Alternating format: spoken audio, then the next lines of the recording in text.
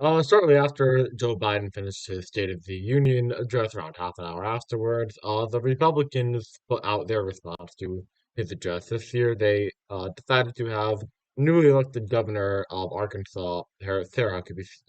Sanders, former former White House press secretary, daughter of former Arkansas governor Mike Huckabee, also the youngest governor in America and the first woman to be the governor of Arkansas. Last year, they chose Senator Tim Scott of South Carolina to give the address, and now this year, Sarah Huckabee Sanders giving a speech that was what we would expect from a Republican party that is obviously against all the things, most of the things that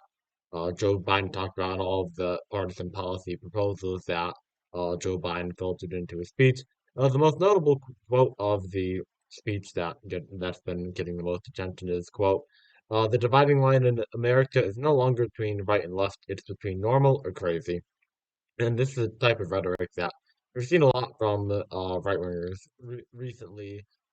saying that it's no longer become a political fight like you would think it to be from like 30 years ago, where people just had differences on policy. Republicans arguing that their side is normal and the Democrats are just crazy, and that's how they want their base to be thinking about the debate on which side to be on going forward. All saying that, quote, Biden and the Democrats have failed you. They know it, and you know it, and it's time for a change, which is, what we usually see from these Republican speeches, these types of rebuttals, which makes sense and was totally expected. Touching on cultural issues, saying that the left wing is the ones who are instigating the culture war, addressing critical race theory, which she signed an executive order first day in office to ban teaching of quote critical race theory and other um other ideologies that they consider to be racist in Arkansas. Uh, Public schools also talking about COVID and saying that Latinx is a dangerous term that and she's now banned that from state legislation, praising Donald Trump and his accomplishments, saying that telling a story about a time on Christmas where Sarah Huckabee Sanders, Donald Trump, and Melania Trump went on a secret flight on Christmas Day in the middle of the night with no lights or anything to rough part of Iraq, and gave Christmas greetings to dining hall of soldiers that were supposedly cheering and all happy to see the president on an unexpected visit. So that part took up like 25% of the speech at the end. And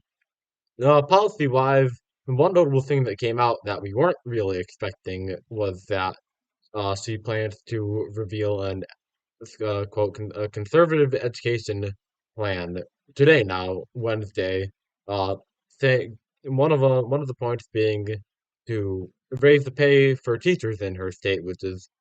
something that got bipartisan approval after she said it among both left and right on media. Teacher pay raises generally thought of to be too low in the United States, so she's looking to increase that. And